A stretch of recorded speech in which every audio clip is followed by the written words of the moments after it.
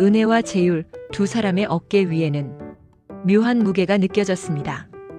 이 무게는 그들이 이 세상에 태어날 때부터 지고 온 마음의 빚이었습니다.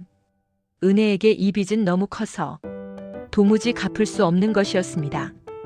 이 빚 때문에 나는 영원히 가난할 거야. 이것은 그녀가 인식한 원죄의 무게였습니다. 그러나 은혜는 들었습니다. 누군가 이 빚을 이미 대신 갚아주었다는 소식을. 그녀는 하나님의 은혜로 받은 믿음의 증표를 주머니에 늘 품었습니다. 그녀는 자신의 능력 대신 이 증표를 통해 시장의 풍요를 바라보기 시작했습니다. 제율은 자신이 진정한 채무를 가지고 태어나지 않았다고 믿었습니다. 나라는 것은 다만 순간적인 인연들이 모인 것일 뿐 영원히 고정된 실체는 없다고 알았습니다. 빚조차도 허상이라고 보았습니다. 대신 그는 스스로 희망을 쌓아 해탈의 경지에 이르기로 했습니다. 보시, 인욕, 정진과 같은 6개의 바람일다 금화를 모으는 것, 그것이 그의 금융생활이었습니다. 은혜의 금융생활은 감사에서 시작되었습니다. 그녀는 이미 받은 증표로 이웃과의 나눔이라는 작은 가게를 열었습니다.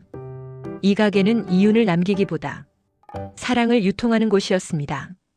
제율은 모든 금융 거래를 업으로 보았습니다. 순간의 탐욕과 분노와 어리석음이 섞인 투자는 결국 스스로에게 족쇄가 됨을 알았습니다. 폭락장이 찾아왔습니다. 시장이 흔들리고 희망의 가치가 급락했습니다. 은혜는 두려웠지만 더 이상 빚이 없다는 믿음의 증표 때문에 공포에 압도되지 않았습니다. 제율은 미소 지었습니다. 모든 것이 연기이거늘 어찌 영원한 가치가 있겠는가? 그는 덧없는 가치에 묶여있지 않았기에 폭락장에서도 흔들리지 않았습니다. 은혜는 이미 갚아진 빚에 대한 감사로, 제율은 스스로 깨달은 복무자성의 지혜로 두 사람은 모두 시장의 혼란을 넘어섰습니다. 은혜에게 금융은 이미 받은 사랑의 관리였고 제율에게 금융은 덧없는 세상 속 깨달음의 실천이었습니다. 앞서 얘기는 타력설과 자력설, 신앙이 경제와 금융을 바꾸다라는 주제를 상징적으로 그려본 것입니다. 신앙은 단순한 믿음의 문제가 아니라 돈을 어떻게 벌고 쓰고 나누는가를 결정짓는 마음의 구조를 형성합니다. 인간관이 다르면 경제 행동이 달라지고 경제 행동이 달라지면 사회 전체의 금융 문화가 달라집니다. 기독교와 불교의 출발점은 인간에 대한 이해에서 갈라집니다. 기독교는 인간을 원죄를 지닌 불완전한 존재로 봅니다. 스스로 구원받을 수 없기에 하나님의 은혜로만 구원받을 수 있다고 말합니다. 이런 인식은 경제 생활에서도 겸손, 신중함, 절제로 이어집니다.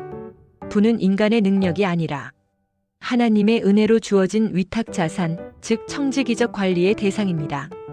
반면 불교는 인간을 복무자성이라 하여 고정된 자아가 없고 모든 존재가 서로 의존한다는 연기설에 기반합니다. 그러므로 구원은 외부의 힘이 아니라 스스로의 수행, 즉 바람일다를 통해 해탈에 이릅니다. 그 결과 경제 행동에서도 탐욕을 버리고 절제와 균형을 중시하게 됩니다. 돈은 목적이 아니라 수련 과정 속 도구로 여겨집니다. 그렇다면 이 인간관의 차이는 실제 금융 생활에 어떤 영향을 미칠까요? 첫째, 리스크 관리의 태도입니다. 기독교인은 모든 것은 하나님의 섭리 안에 있다는 믿음 속에서 과도한 투기나 탐욕을 경계합니다. 돈을 사랑함이 일만 악의 뿌리라는 성경 말씀처럼 위험 추구에도 도덕적 한계를 둡니다. 불교에서는 업의 결과를 스스로 감수한다고 보기 때문에 타인 탓보다는 자기 책임이 강조됩니다. 신중하고 절제된 위험 추구가 기본 태도이지요. 둘째, 부에 대한 태도입니다. 기독교는 부를 죄악으로 보지 않습니다. 부는 은혜의 결과이자 선을 베풀기 위한 도구로 해석합니다. 그래서 나눔과 기부 문화가 발전했습니다. 반면 불교는 부를 집착의 근원으로 봅니다. 무상한 재물을 쫓기보다는 적정한 생활과 마음의 평정을 유지하는 것이 중요합니다. 셋째, 소비와 투자에 대한 태도입니다. 기독교 문화에서는 청지기 의식이 작동합니다. 돈은 맡겨진 자산이므로 정직하고 효율적으로 운용해야 합니다. 불교 문화에서는 중도의 철학이 소비로 이어집니다. 과도한 절약도 낭비도 아닌 균형 잡힌 소비가 미덕입니다. 이런 가치관의 차이는 사회 전체의 금융 구조에도 반영됩니다. 기독교 문화권, 즉 서구의 금융 시스템은 신뢰를 중심으로 발전했습니다.